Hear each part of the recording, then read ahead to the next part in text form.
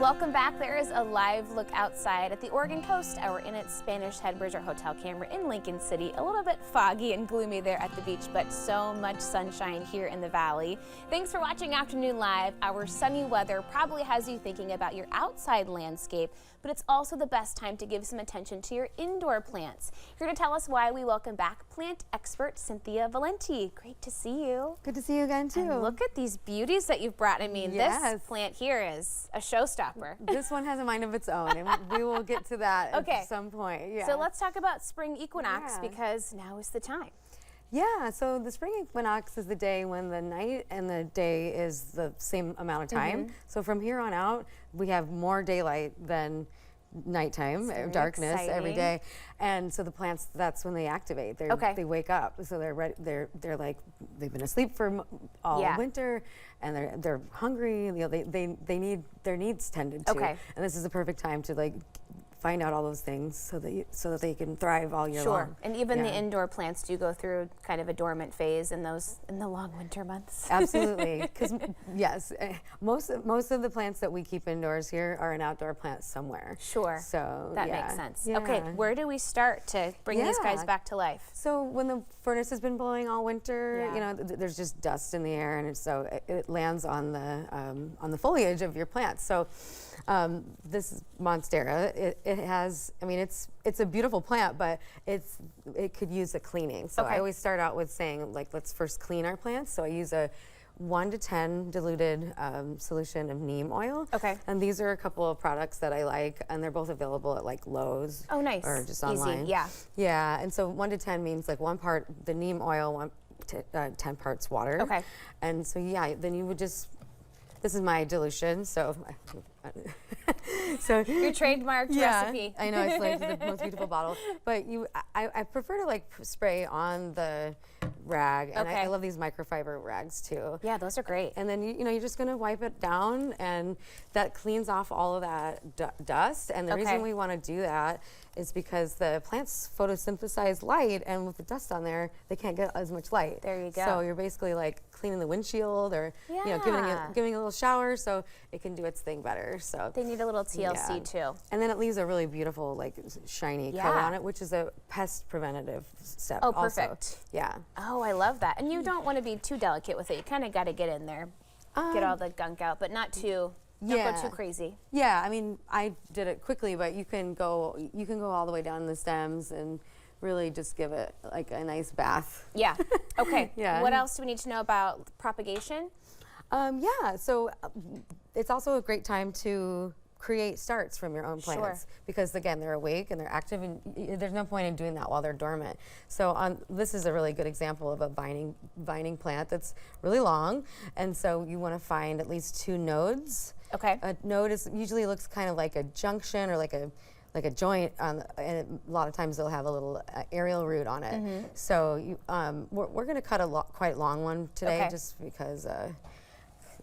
So you want a nice, sharp and clean pruning shear to do this, so that you don't get any like bacteria or anything. And just like you would for your own haircut. You need to have the best tools for your plants too. Exactly. So just give it a cut. You know, at least 2 nodes, 3 or more is great too.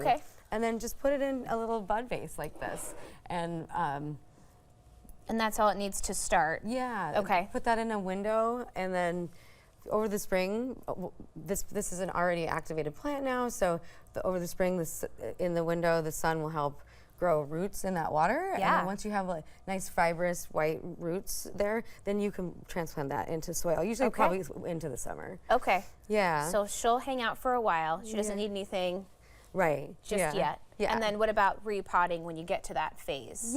So the roots are awake and they're ready to stretch out. So this is a great time to either upsize pots that if the soil has become inert, that means that the plant has like used up all of the nutritional content of food in the soil. So this is a good time to do that. And these are some soils that I recommend. This is my Wild House brand mixture that I make. It's like my secret sauce. It has fertilizers in it. Cool. And this is really great for houseplants because it has a really chunky mixture of orchid bark and pumice stone, so it gives pathways for the roots to travel. And it allows them to breathe inside the soil. So that's kind of a good characteristic to look for. Yeah. Okay. Yeah, and then the other soil there, that's like a heavier, coarse, like a cactus and succulent mixture. Okay. It gives more support to those kinds of plants that have a shallower root system. Okay. But yeah. That's so interesting. Yeah. And then fertilizer. Yeah, so if you don't have fertilizer already in your soil like mine does, you can add a fertilizer at this time. You only want to fertilize, again, when the plants are awake, so that's between the spring equinox and the fall equinox. Okay. And this product, Joyful Dirt, is a local company. It's all organic, and it's really has a nice way that the application, because it's just like a Looks like seasoning for your food. Exactly. You're basically feeding it seasoning, you know. But yeah, you just would shake it into the pot, and then as you water, then it releases it. So it's a real gentle mixture. Nice.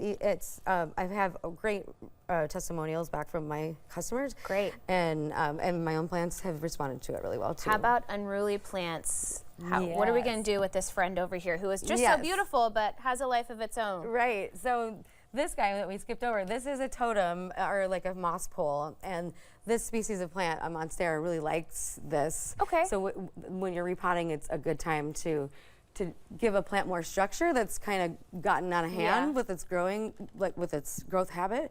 So when you pulled this out and put it into a bigger pot, you'll have this in, and you can attach these big pieces to it and come up with a much more organized looking plant. You know, it will take up a lot less space, and Monsteras don't really like to be bothered a lot of the year, so I would always suggest doing this in the spring. Okay.